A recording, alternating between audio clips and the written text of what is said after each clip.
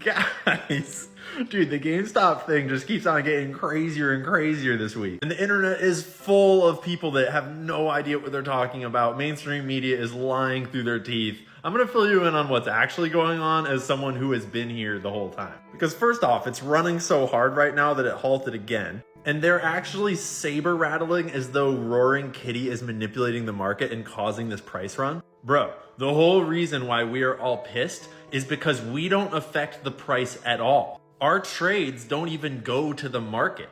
Just the institutions push it all around with their big money while they put our orders away into dark pools that don't actually affect the prices. The whole thing is rigged. And if you don't believe me, here is the head of the SEC telling you that. When you place a market order in the US, a market order at a retail platform, well over 90% of those trades go straight to the dark market, to a wholesaler that bought that order flow rather than competing trade by trade. Look at that face right there. That's the face of what the fuck did you just say? So right there, Gary Gensler has just debunked all of the mainstream narrative about what's happening this last month with GameStop. Really, it debunked the entire narrative for the last 3 years that this is a meme stock caused by our sentiment, caused by us trading it. No, it's not. The term meme stock was invented by the financial media in order to teach you to not pay attention to this, because our trades don't affect the price. The only thing our trades do is they trap the short sellers that were manipulating the price into a really bad situation, and they had to move all of their shorts into crazy weird derivatives to hide the short interest. And when you put all your shorts, like lots of them, like way more than number of shares that exist, when you hide them in derivatives and swaps, suddenly the price gets really fucking weird. Meme stocks aren't because meme investors are affecting the market. We don't affect the market.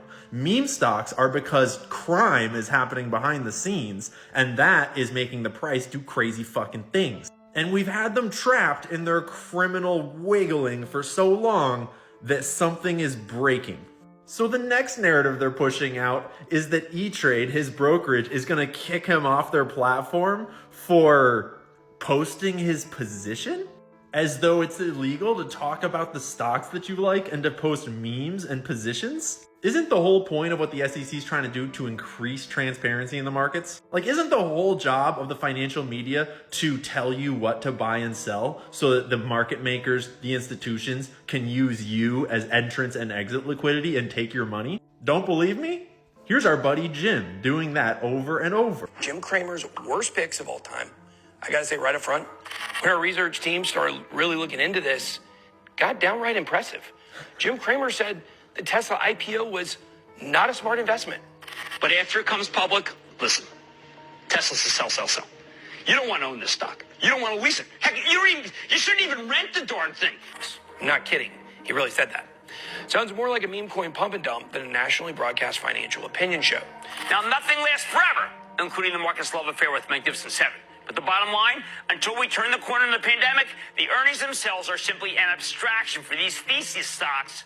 And any disappointment is simply one more reason to buy them. 7 stocks he picked were Netflix, Roku, Tesla, Peloton, Square, PayPal, and Zoom. And since Jim gave them his blessing, the Cramer curse has crushed almost all of them. Netflix down 60%, Roku 70%, Peloton 80%, PayPal and Zoom 65%. Interestingly, Square rebranded to the block, perhaps trying to avoid the curse of the Cramer, but despite their best efforts, they're still down 60%. The only one of the Magnificent Seven that is up is Tesla. But Jim covered himself on that one too by saying on January 3rd of this year that Tesla is not a buy, right before the stock pumped nearly 70%.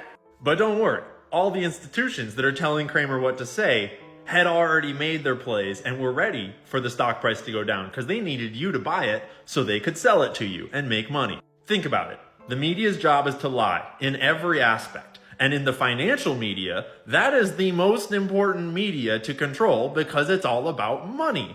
And the whole point of mainstream financial media is to mislead the public so that the wealthy that own the publications can get wealthier at your expense. And that brings us to the best part. Everyone was like trying to cast doubts, like Roaring Kitty sold his account. It's not really him. It's some fake. It's like, okay, bro. Trust me, we know it's not.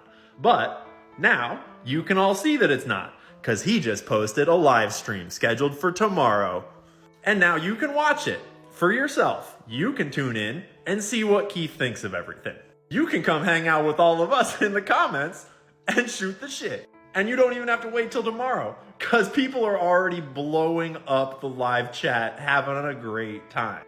Check this out. They're going crazy in here, and it's on slow mode. These motherfuckers are in here 22 hours early, having a fucking party. It's on slow mode. One comment every 2 minutes. Let's go. So yeah, I'm just here to tell you that if you're on the team that is not Roaring Kitty right now, you're on the wrong team. This has always been regular people against the big banks and the big institutions, and they have done everything they possibly can to try to trick you into thinking otherwise. Keith is not pumping and dumping. He's not here just to get rich. He's not here to sell on you. He's just here to post memes and have a great time and laugh at how fucked up all of this is. And whatever else he's here to do, he'll probably let you know tomorrow. So, this is your daily reminder to not trust anything the media says, to not trust any influencer who has an outside take who has clearly not been here for years, because they have no idea what they're talking about. The details are extremely complex, and you'd have had to be here for 3 years watching, researching, learning in order to understand it. But the play is actually really simple. A bunch of greedy motherfuckers shorted a company that they were sure they were going to bankrupt. And they shorted it so much that they had no way to exit their position without blowing themselves up. We caught them.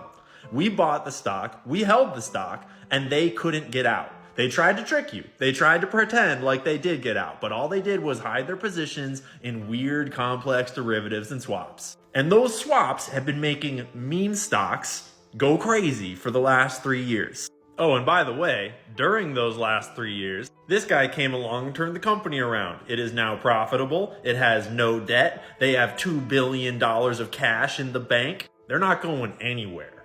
We've been watching, we've been learning, and we're still holding. There's only one way for them to get out of their trade, and that's to close their shorts. The only problem is they have to buy our shares from us in order to do it. And we're not selling, because this is a lot of fun.